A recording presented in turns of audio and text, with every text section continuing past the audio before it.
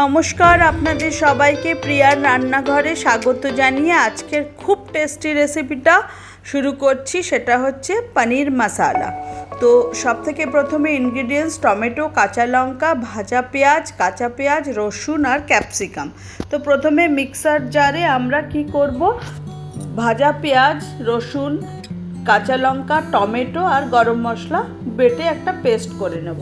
তারপরে কড়াইতে একটুখানি তেল নিয়ে সামান্য ক্যাপসিকামটা ভেজে নেব, 1 পিঞ্চ নুন দিয়ে। ভেজে নেওয়া মতলব জাস্ট একটু সতে করতে হবে, 2-3 বার নাড়িয়েই ওটা বের করে নিতে হবে, কি কাঁচা গন্ধটা যেন চলে যায়। তারপরে আমরা এটাতে ফোড়ন দেব শুকনো লঙ্কা, জিরে, তেজপাতা আর একটু গরম মশলা, একটা লবঙ্গ, এলাচ আর কাসুরি মেথি দিয়ে আমরা সেই যে পেস্টটা বানিয়েছিলাম ওই পেস্টটা দিয়ে দেব। ওটা খুব ভালো করে নাড়াচাড়া করব, নুন আর হলুদ স্বাদ মতন দিয়ে দেব, দিয়ে আবার নাড়াচাড়া করে যতক্ষণ না তেল না ছেড়ে যায় ততক্ষণ আমরা ভাজবো। এবার আমি অ্যাড করলাম কিচেন কিং মশালা। আপনারা রেগুলার স্পাইসটাও ইউজ করতে পারেন, যেটা কি ধনে জিরের গুঁড়োটা।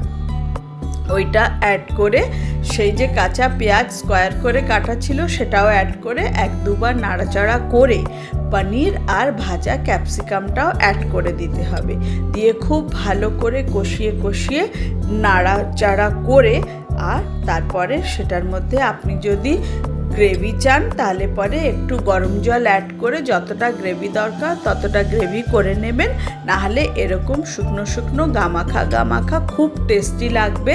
নান, পরোটা, পোলাও, রুটি, যে কোনো জিনিসের সাথে, লুচি যাই করবেন। তো এটা একবার আমি অনুরোধ করব নিশ্চয়ই বানিয়ে খান আর খাওয়ান। প্লিজ সাথে থাকবেন, সাবস্ক্রাইব করুন, কমেন্ট করুন আর ফলো করুন।